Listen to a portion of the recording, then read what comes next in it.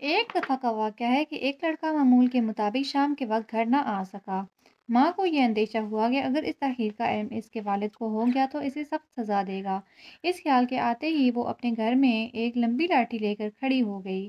جیسے ہی بچے نے گھر میں قدم رکھا، ماں غضبناک ہو کر اس پر پڑ پڑی۔ اس نے اس بات کی بھی زحمت گوارا نہ کی کہ مار پیٹ سے پہلے اس کی تاخیر کا سبب ہی معلوم کر لیتی۔ بعد میں معلوم ہوا کہ اس جلد بازی میں ماں ہی کی غلطی تھی۔ واقعہ یہ ہوا تھا کہ ایک پڑوسی نے اس بچے کو اپنی مدد کے لیے بلایا کہ یہ باغ کے پھل توڑو، تمہیں مناسب مزدوری مل جائے گی۔ بچے نے یہ پیشکش قبول کر لی، اس سے اس کے نادار والدین کو سہارا ملے گا، اور اسی خیال سے اس نے یہ پیشکش قبول کر لی تھی کہ اس کے نادار والدین کو سہارا ملے گا۔ اس نے اپنے شام کے کھانے کی بھی پرواہ نہیں کی، جو وہ معمول کے مطابق گھر میں کھایا کرتا تھا۔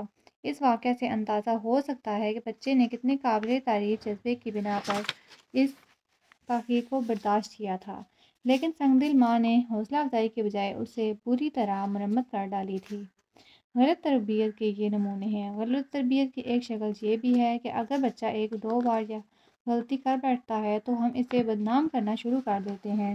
مثلاً ایک مرتبہ اس کی زبان سے کوئی جھوٹ بات سننے کا اتفاق ہو جاتا ہے تو پھر ہم ہمیشہ اسے کذاب کے لفظ کے ساتھ یاد کرتے ہیں، یعنی کہ جھوٹا کہتے ہیں۔ اور اگر وہ کبھی اپنے چھوٹے بھائی تھپڑ لگا دیتا ہے تو اسے شریر کے لقب سے یاد کیا جاتا ہے، اور اگر کبھی وہ چھوٹی بہن سے بہلا فسلا کر پھل چھین لیتا ہے تو ہم اسے مکار کا نام دیتے ہیں۔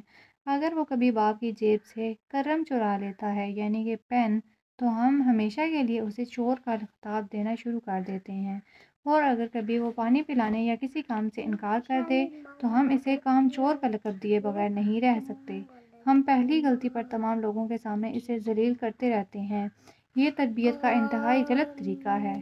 صحیح صورت یہ ہے کہ اسے نرمی سے سمجھائیں اور ایسی دلیل سے اسے مطمئن کریں جو اس کے چھوٹے دماغ میں سما سکے، مثلاً یہ کہ وہ اپنا بھی نقصان کرتا ہے اور دوسرے بھی دکھ پاتے ہیں۔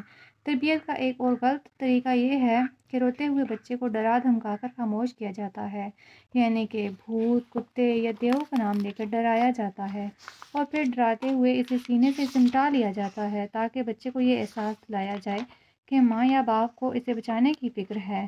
ڈرانے کی بدترین صورت یہ ہے کہ استاد یا ڈاکٹر کا خوف اس کے دل میں پیدا کیا جائے۔ اس طرز عمل سے بچے کی نشو و نما انتہائی بزدلی کے ماحول میں ہوتی ہے۔